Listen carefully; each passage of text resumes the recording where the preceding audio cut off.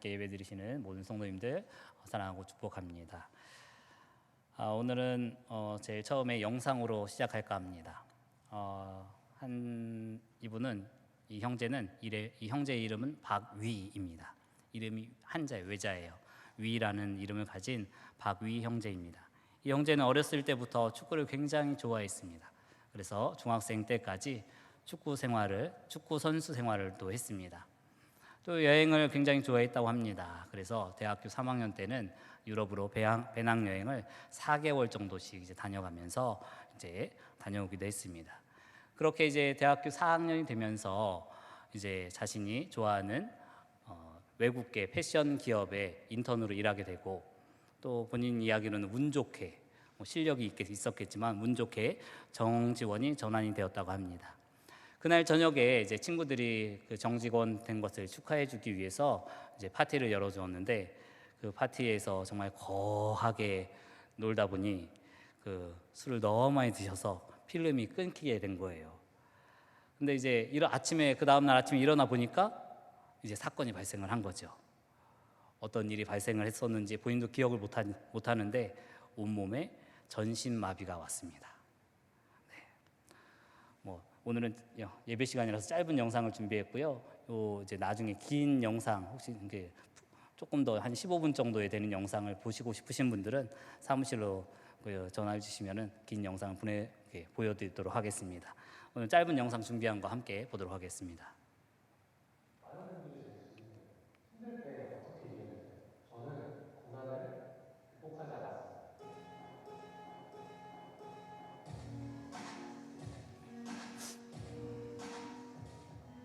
여러분 안녕하세요. 우리 모두의 잊어버린 무역극단입니다. 제 일기 하나 읽어드리겠습니다. 많은 분들이 제게 질문해요. 진짜 많이 힘드실 때는 어떻게 이겨내세요? 눈앞에 닥친 고난과 아픔은 마치 우리의 인생을 삼킬 것만 같은 착각을 주죠. 행복을 느낄 수 있는 마음의 여유조차 빼앗기는 것 같은 느낌이랄까요? 저는 고난을 극복하지 않았어요. 고난 속에서 기쁨을 찾아 느끼는 중이죠. 저는 힘든 순간들이 잘 기억나지 않아요. 제 인생에는 행복한 순간들이 훨씬 더 많기 때문입니다. 오늘도 우리가 진정합시다. 시작합니다. 제가 이거는 1월 24일에 못 1월 일어나요. 23일에 작성했던 일기입니다. 사실 이게 일기장을 만들면 이렇게 좀 있어 보이려고 앤틱 책인데, 많은 분들이 제게 질문해요. 힘들 때 어떻게 이겨내세요? 저는 고난을 극복하지 않았습니다. 오늘도 제 이야기를 해드리려고 해요. 전신마비가 되고 휠체어를 타고 살아가면서 정말 많은 일들이 있습니다. 제가 손이 불편하다 보니까요, 손 대신 이빨을 사용해야 될 때가 좀 있어요. 예를 들면 과자 봉지 뜯는다든지 식당에 가서 물티슈를 뜯으려고 할 때도 저는 이 집게 손가락에 힘이 없어서 이게 안 뜯어지거든요. 그러면 이거를 이렇게 잡고 미들어 이렇게 뜯어야 한단 말이에요. 근데 이거를 사람들한테 보여주기가 너무 창피한 거예요. 나 근데 성공인데. 그래서 사람들 이렇게 눈치 보다가 안 볼 때 이렇게 뜯고 했거든요. 근데 제가 어느 날 이런 생각했어요. 아니 우리 밥 먹을 때 돈이 엄청 많이 쓰잖아요. 하루에 얼마나 많이 씻어요 우리가. 밥 먹는 거 생각나요. 한 최소 몇백 번 씻지 않을까요? 그래서 어느 날 그냥 갑자기 그냥 나 이 쓰는 거구나. 그때부터 제가 창피하지가 않아요. 그래서 지금은 식당에서 당당하게 물티슈를 합니다. 제가 또 하루는 이런 생각을 했어요. 휠체어 타고 생활을 하면서 예전에 고난에 대한 녀석과 비교를 했었어요. 근데 문득 이런 생각이 떠오른 거예요. 뭐냐면 나는 남들보다 조금 더 많은 시간을 앉아있을 뿐이구나 라고 생각했어요. 여러분 잘 생각해보세요. 우리가 보통 서 있을 때는 어떤 일이 될까요?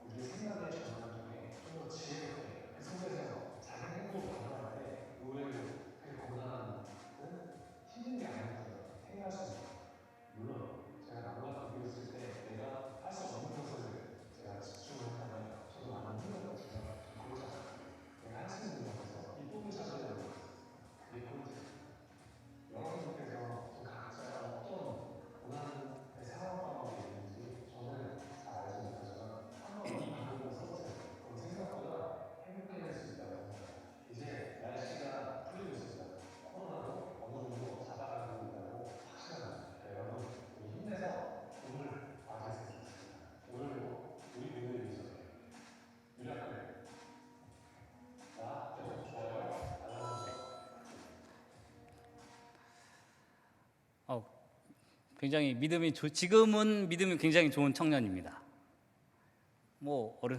모태 신앙이었으니까요.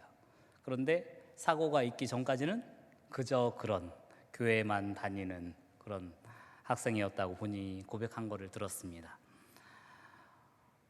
저 청년에게도 그렇지만 우리 모두에게도 지금 이 코로나라는 이 시국이 언제 끝날지 모르는 그런 답답함과 고통이 있습니다.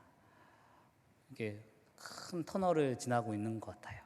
그 끝이 보이지 않지만 그 터널의 끝을 향해서 우리는 조금씩 전진해 나가고 있습니다. 이 코로나 시국에 교회는 정말 이상하리만큼 세상으로부터 지탄의 대상이 되고 있습니다. 이럴 때일수록 우리는 어떻게 해야 될까 고민을 해봤습니다. 다른 거 없는 것 같아요. 그냥 우리 함께 모여서 기도하고 정말 주의 말씀 묵상하고 그렇게 해야 될 것 같습니다. 정말 하나님께서 우리에게 주시는 음성이 무엇인지 정말 이 시간 바로 깨닫는 귀한 시간 되길 간절히 소망합니다. 오늘 읽은 이제 이사야 55장의 말씀은 이제 바벨론 70년간의 이제 포로 생활을 마치고 이스라엘 백성들이 예루살렘으로 복귀하는 그 복귀의 그 중간 어느 시점에 있습니다. 이들은 광야 그 어느 한가운데에서 복귀의 현장에서 그 임하신 하나님의 말씀을 듣기를 원했습니다. 이사야 선지자는 자신의 예언을 마무리하면서 이스라엘에게 회복에 대한 하나님의 가장 확실한 보증인 언약을 재확인시켜주고 있습니다. 더 이상 이스라엘이 하나님의 회복의 역사를 의심할 이유가 없다는 것이죠. 그들은 하나님이 값없이 베풀어 주신 은혜를 잊기만 하면 되었습니다. 1절과 2절 말씀입니다. 다시 한번 읽어보겠습니다. 함께 읽겠습니다. 시작. 오호라 너희 모든 목마른 자들아 물로 나아오라. 돈 없는 자도 오라. 너희는 와서 사 먹되 돈 없이 값없이 와서 포도주와 젖을 사라. 너희가 어찌하여 양식이 아닌 것을 위하여 은을 달아주며 배부르지 못할 것을 위하여 수고하느냐. 내게 듣고 들을지어다. 그리하면 너희가 좋은 것을 먹을 것이며 너희 자신들이 기름진 것으로 즐거움을 얻으리라. 아멘. 1절과 2절에서 하나님은 지금까지 선지자를 통해서 강조해 오셨듯이 백성들을 향해서 값없이 베풀어 주시는 하나님의 은혜에 동참하라고 이야기합니다. 외치고 있습니다. 목마른 사람도 돈 없는 사람도 그 어느 누구도 다 나와서 하나님의 은혜를 입으라고 하는 것이지요. 하나님의 은혜에 동참하는 데는 신분의 귀천이나 차별이 있을 수 없고 어떤 대가를 지불할 필요도 없습니다. 모두 값없이 주시는 하나님의 구원의 잔치에 참여하기만 하면 됩니다. 이것은 우리에게 주시는 하나님의 정말 선물이지만 하나님 편에서 보면 어떻게 보면은 정말 굉장히 값비싼 지불을 하신 것이지요. 왜냐하면 하나님께서는 자신의 독생하신 그 독생자를 그 목숨값으로 지불하셨기 때문입니다. 그 예수 그리스도를 우리는 믿기만 하면 그 예수님의 이름으로 나가기만 하면 우리는 그 구원의 선물을 값없이 받을 수 있다라고 하는 것이지요. 그 하나님의 구원의 사역에 모두 동참하시길 간절히 소망합니다. 3절에서 5절의 말씀입니다. 함께 읽겠습니다. 시작. 너희는 귀를 기울이고 내게로 나와 들으라. 그리하면 너희의 영혼이 살리라. 내가 너희를 위하여 영원한 언약을 맺으리니 곧 다윗에게 허락한 확실한 은혜이니라. 보라, 내가 그를 만민에게 증인으로 세웠고 만민의 인도자와 명령자로 삼았나니 보라, 내가 알지 못하는 나라를 내가 부를 것이며 너를 알지 못하는 나라가 내게로 달려올 것은 여호와 내 하나님 곧 이스라엘의 거룩하신 이로 말미암음이니라. 이는 그가 너를 영화롭게 하였느니라. 아멘. 3절부터 5절 보면은 드디어 하나님은 이스라엘에게 영원한 언약을 다시 한번 재확인시켜 주십니다. 이 언약은 하나님께서 우리에게 베푸신 은혜라고 말씀드렸지요. 그런데 앞절에서 강조하였듯이 이 언약의 잔치는 어떤 한 사람, 특정한 사람들의 초대가 아니라 모든 이스라엘 백성, 유대 사람들뿐만이 아니라 모든 이스라엘에 있던 모든 사람들, 지금 우리 모두를 향한 하나님의 콜링이라고 볼 수 있습니다. 이전에 다윗의 언약은 다윗 집안에 국한된 언약이었다면 새롭게 재확인한 하나님의 언약은 온 이스라엘에 대한 언약으로 확장되었고, 또 하나님의 영원한 언약 안에 모든 이스라엘이 초대되었음을 선언하고 있는 것입니다. 하지만 이 새로운 언약이 온 이스라엘로 그 수의 범위가 확대되었다고 해서 다윗의 집안이 배제된 새로운 언약을 의미하는 것은 절대 아닙니다. 하나님은 그가 만민의 인도자와 명령자로 삼으셨던 이 다윗과의 약속을 분명히 기억하십니다. 그래서 하나님은 한번 약속하시면 그 약속을 끝까지 지키시는 분이시지요. 그렇기 때문에 새로운 언약은 다윗에게 초점을 맞춘 언약의 재확인이라는 성격도 있고요, 모든 백성이 참여한 영원한 언약이라는 특징 또한 있습니다. 하나님은 포로기 백성들의 거대한 회복의 청사진을 모든 백성에게 확대된 그의 언약을 재확인함으로써 마무리하고 있습니다. 이사야서가 1장부터 66장까지 있지만 오늘 이 55장의 부분은 40장부터 55장, 그러니까 거의 후반부의 이제 후반부 부분으로 이제 속하고 있습니다. 이 언약의 말씀을 통하여서 주님께 돌아오기만 하면 이스라엘 백성, 너희는 살 것이다 라고 이야기하는 거예요. 우리는 살 것이다 라고 이야기하는 겁니다. 하나님께서 우리를 지켜주신다는 거예요. 이스라엘 백성을 지켜주셨듯이.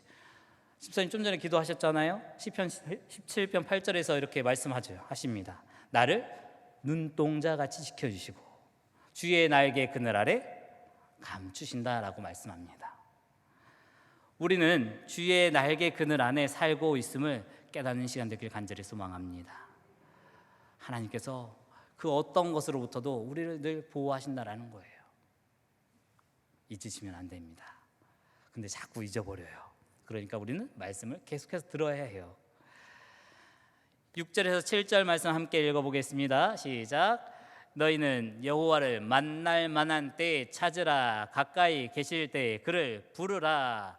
악인은 그의 길을, 불의한 자는 그의 생각을 버리고 여호와께로 돌아오라. 그리하면 그가 긍휼히 여기시리라. 우리 하나님께로 돌아오라. 그가 너그럽게 용서하시리라. 지금이 그때입니다. 하나님을 찾을 때이고요, 하나님께 기도할 때예요. 다른 것 없습니다. 앞절에서 하나님께서 백성들에게 이 다윗의 언약을 재확인해 주셨지만 이 6절과 7절에서 이 선지자 이사야 선지자는 백성들이 가지고 있는 잘못된 사고, 생각을 고쳐줄 필요가 있었습니다. 여전히 자신이 다윗의 백성이고 난 다윗의 언약으로 한번 맺어진 언약의 사람이다라고 생각하는 사람들이 많았습니다. 다윗의 언약이 무엇이었나요? 사무엘하 7장 8절로 13절의 말씀입니다. 우리 한 절씩 교독하겠습니다. 그러므로 이제 내 종 다윗에게 이와 같이 말하라. 만군의 여호와께서 이와 같이 말씀하시기를 내가 너를 목장 곧 양을 따르는 데에서 데려다가 내 백성 이스라엘의 주권자로 삼고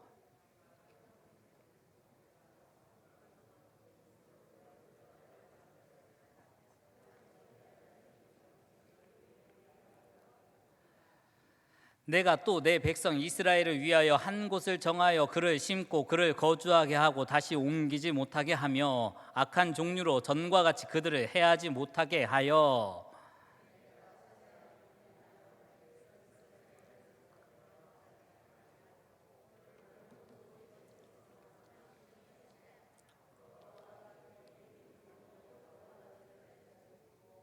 내 수완이 차서 내 조상들과 함께 누울 때에 내가 내 몸에서 날 내 씨를 내 뒤에 세워 그의 나라를 견고하게 하리라.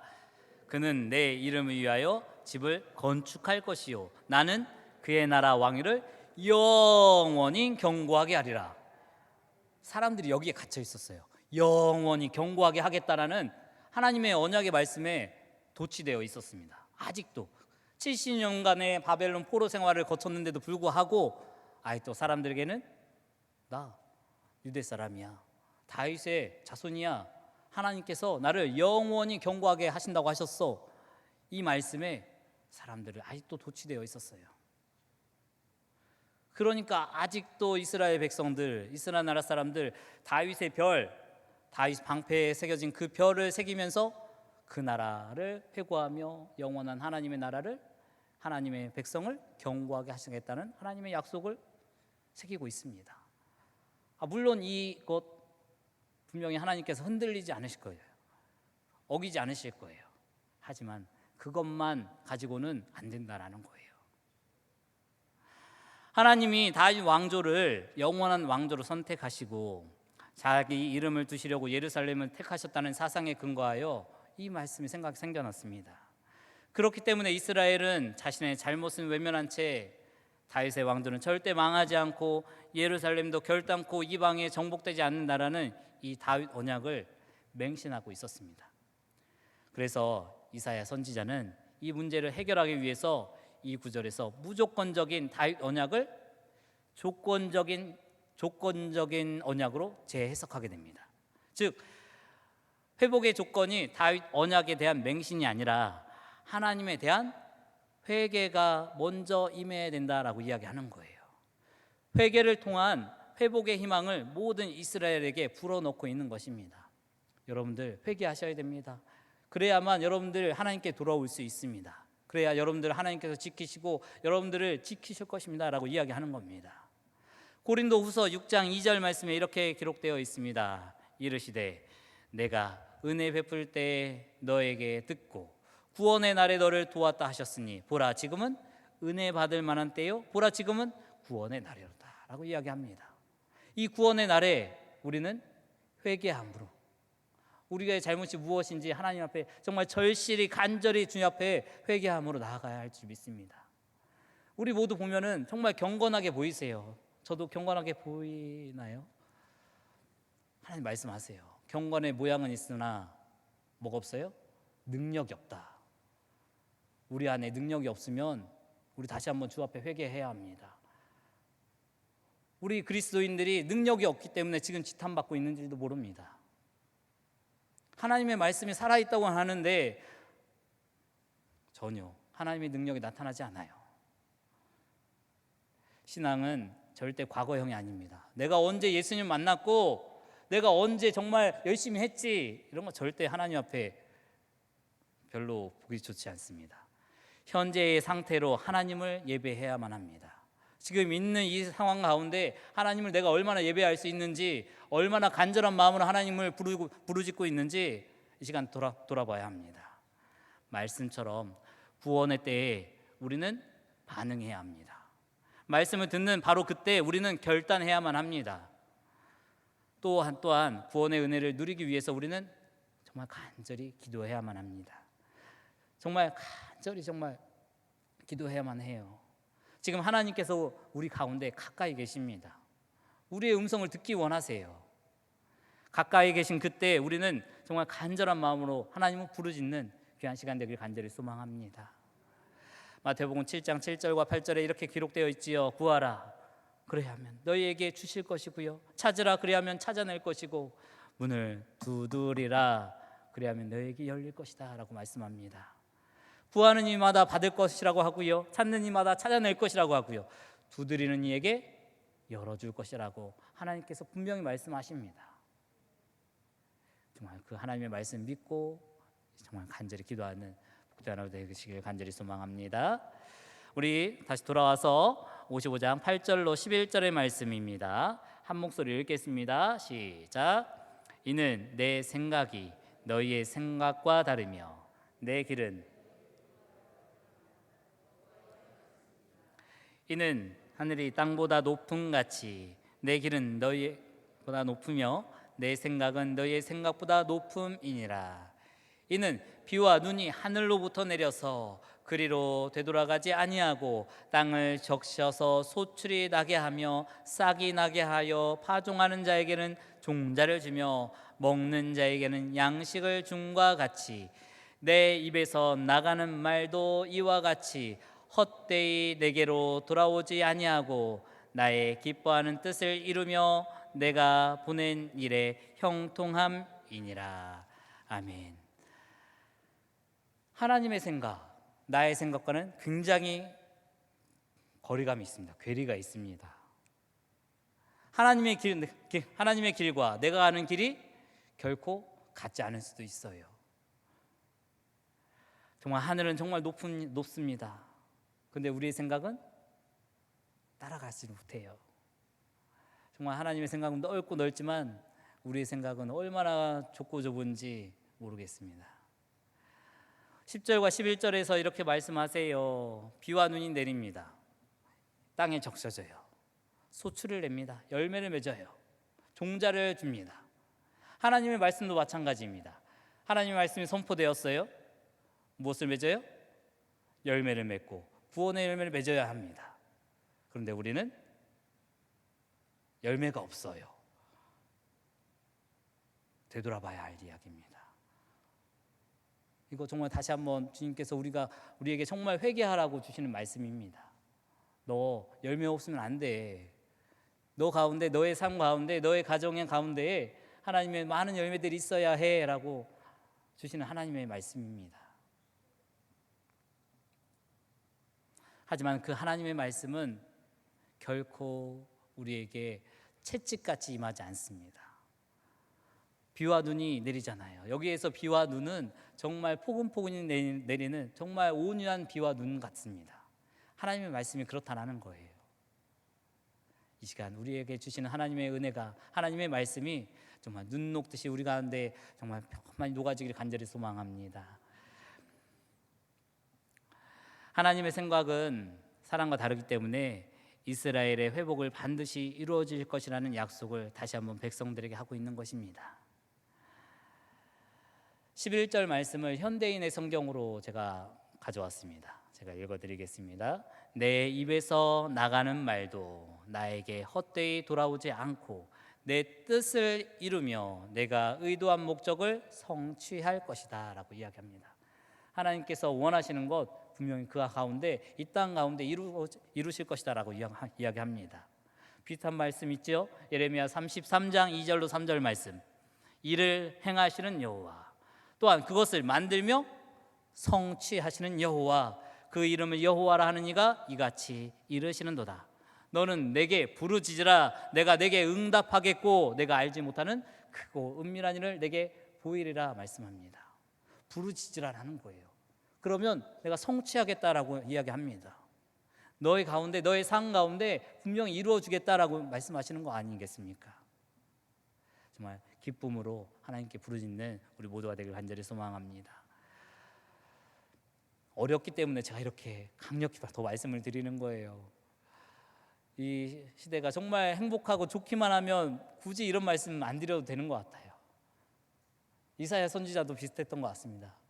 이 광야 가운데 먹을 것도 없고 그 바벨론 그 먼 땅에서 이스라엘 그 예루살렘까지 오는 그 길 가운데 너무나 힘들었기 때문에, 사람들이 지쳐있기 때문에, 하나님 몰랐기 때문에, 70년이나 지났기 때문에 그 자녀 손들이 하나님을 얼마나 알겠습니까?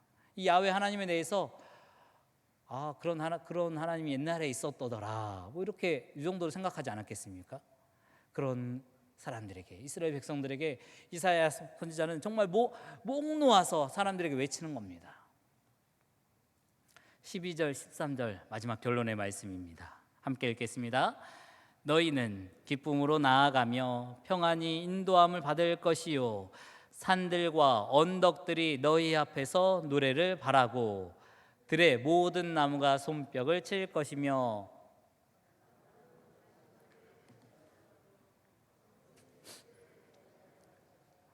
이것이 여호와의 기념이 되며 영영한 표징이 되어 끊어지지 아니하리라. 아멘. 이 마지막 말씀 보면 조금 신기한 말씀입니다. 예언의 끝맺음이 이렇게 되는 거예요. 이제 남은 백성, 이 광야에서 예루살렘까지 열심히 기쁨의 행진을 하며 바벨론에서 나가고 예루살렘으로 돌아가는 이 이스라엘 백성들에게 얼마나 그 발걸음이 기쁜 발걸음이 될 것인지 선포합니다. 이사야 선지자는 하나님이 지으신 모든 삼라 만상들을 바라보며 그것들이 하나가 되어서 하나님의 백성들이 고향으로 가는 그 길을 축복하고 있는 모습을 보여줍니다. 굉장히 의성화되어 있어요. 나무들이 춤춘대요. 노래한대요. 12절 13절에서 모든 만물들은 함께 어우러져서 환희의 극치를 보여주고 있습니다. 하나님의 백성들이 걸어가고 있는 모습을 환호하기 위해서입니다.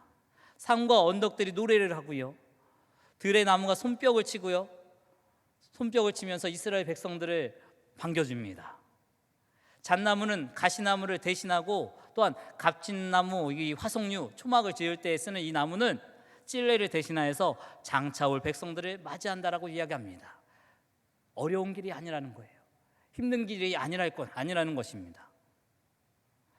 그러면서 이 모든 것이 영원히 남아서 하나님이 하신 위대한 일을 기념하게 될 것이다라고 이야기합니다. 하나님을 몰랐던 백성들, 이제는 드디어 하나님을 알고 하나님을 찬양할 수 있는 날이 올 것이다라는 겁니다. 아까 말씀드렸다시피 이 40장에서 55장까지는 한 부분으로 볼 수 있습니다. 이 부분을 마무리하는 이 55장에서 하나님이 말씀하셨던 이 회복의 말씀, 이스라엘과 하나님 사이의 언약을 재확인시켜 주시지요. 이 언약은 다윗과 맺은 무조건적인 언약이지만, 새로 확인된 이 언약은 이전 언약과 비교할 때 몇 가지의 독특한 특징이 나타납니다. 먼저 하나님은 다윗의 포로기 상황에서 이 언약의 대상을 모든 이스라엘로 확대시킵니다. 다윗의 자손뿐만 아니라 모든 이스라엘이 언약의 수혜를 받을 수 있다는 것이고요, 또한 무조건적인 언약의 성격을 넘어서서 조건적인 언약으로 다시 한번 바꾸어 놓습니다. 이렇게 언약을 재확인한 선지자는 하나님의 말씀을 통해서 이스라엘과 맺은 언약을 하나님께서 결단코 파기하지 않은 것을 재확인하고, 모든 하나님의 피조물들을 축복을 받으면서 영광스럽게 예루살렘 곧 시온으로 돌아올 이스라엘의 모습을 보여주면서 그의 예언을 끝맺습니다. 절망해 있던, 아무 힘도 없었던 이스라엘의 포로된 백성들, 이 사람들을 위해서 이사야의 선지자의 메시지는 많은 사람들을 좌절의 늪에서 끌어올려 희망을 바라보며 다른 박질할 수 있게 해준 힘이 있는 메시지였습니다. 이 나라, 이 전 세계가 이 코로나로 인해서 어려움을 당하고 있는 우리에게 하나님은 희망의 나팔을 불고 계십니다. 그의 음성을 듣고 다시 한번 일어나서 함께 이 길을 걸어가기를 축복하는 것입니다. 정리하겠습니다. 55장의 예언은 한마디로 포로기 상황에 있는 정말 지치고 절망해 있는 백성들에게 하나님의 회복의 희망을 전해준 예언의 말씀입니다. 이사야 선지자는 하나님의 능력을 의심하고 하나님의 사랑에 대해 회의하는 포로된 이스라엘 백성들에게 이야기하는 것이지요. 이스라엘 백성에게 하나님의 종의 모습을 형상화하고 하나님의 도성 예루살렘을 의인화함으로써 그들의 수고와 슬픔을 알고 계신다라고 말씀하는 것입니다. 또한 하나님이 이스라엘의 고난을 끝내고 하나님께서 베풀어 주신 영광스러운 회복이 곧 예루살렘 너희들 가운데 임할 것이다 라고 선포하십니다. 그는 끝으로 하나님께서 영원한 언약을 통해 약속하신 회복이 곧 지금 너희 가운데 우리 가운데 임할 것이다 라고 확증해 주었고, 모든 백성들이 승전가를 울리면서 하나님의 뒤를 쫓아서 정말 개선 행진하는 영광스러운 장면을 묘사해 주고 있습니다. 이사야 선지자가 바라본 이 회복의 희망은 하나님의 역사를 통해서 그의 백성들에게 아름답게 이루어졌습니다. 또한 선지자의 회복의 희망은 이 시대 그의 예언을 듣는 우리에게도 신앙의 아름다운 회복을 꿈꾸게 해줍니다. 저는 오늘 마지막으로 오늘 아침 은혜로운 이야기를 전달받아서 그 이야기를 여러분들과 함께 나누고 마치려고 합니다. 제목은 변화해야 생존한다입니다. 읽어드리겠습니다. 남편이 운영하는 회사가 결국 부도 처리가 되었습니다. 오늘 집으로 법원 집달관이 찾아와서 드라마에서만 보던 압류 딱지를 여기저기 붙이고 갔습니다. 아이들은 창피해서 학교도 못 다니겠다며 방 안에 틀어박혀 있습니다.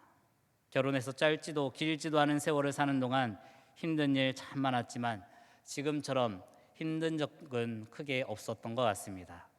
오늘따라 친정 엄마가 생각이 났습니다. 그래서 무작정 친정으로 찾아갔습니다. 엄마에게 찾아가 이야기합니다. 엄마, 나 너무 힘들어. 등이라도 토닥이며 위로해 줄 줄 알았던 엄마는 주방으로 들어가 냄비 3개에 물을 채우고 끓이기 시작했습니다. 그리고 첫 번째 냄비에는 당근을 넣었고요. 두 번째 냄비에는 달걀을 넣고 세 번째 냄비에는 커피를 넣으시는 것이었습니다. 팔팔 끓어오르기 시작한 3개의 냄비. 그렇게 아무 말 없이 한참이 지나서야 불을 끄고 엄마는 내게 말했습니다. 이 냄비 속 3가지는 모두 역경에 처하게 되었어. 끓는 물이 바로 엄청난 역경이었는데 이 3가지는 각자 어떻게 대처했을 것 같니? 가만히 있는 나에게 엄마는 다시 한번 말했습니다. 당근은 그냥 단단하지. 정말 강하고 단호했어. 그런데 끓는 물과 만난 다음 이 당근은 한없이 부드러워지고 약해졌단다. 반면에 달걀은 너무나 연약했지. 그나마 껍데기가 있었지만 그 보호막이 돼주진 못했어. 그래서 달걀은 끓는 물을 견디며 스스로가 단단해지기로 결정을 했어. 그런데 커피는 다른 것하고 다르게 독특했어. 커피는 끓는 물과 만나자 그 물을 모두 변화시켜버린 거야. 나는 어느새 눈물이 흐르고 있었습니다. 우리 딸 많이 힘드니? 너는 지금 당근이야, 달걀일까, 커피일까? 우리는 각자 처해 있는 상황에서 그 역경을 대하는 대처하는 모습들은 다 다릅니다. 당근의 모습도 있고요, 달걀의 모습도 있고요, 커피의 모습도 있을 것입니다. 여러분 지금 많이 힘드시죠? 그럼 지금부터 여러분의 방식으로 하나님께서 여러분의 가시는 그 길로 그 모든 역경을 뛰어넘어 보시기를 간절히 소망합니다. 우리는 시편 46편 10절의 말씀처럼 너희는 가만히 있어 내가 하나님 됨을 알지어다 라고 하시는 하나님의 음성처럼 우리 하나님께서 우리에게 일하실 그 길이 얼마나 위대하고 크신지 하나님께서 일하실 것을 바라보며 나아가길 간절히 소망합니다. 하나님께서 우리에게 말씀하시지 않습니까? 내가 너를 택하여서 세계의 모든 민족 위에 뛰어나게 하실 것이다 라고 말입니다.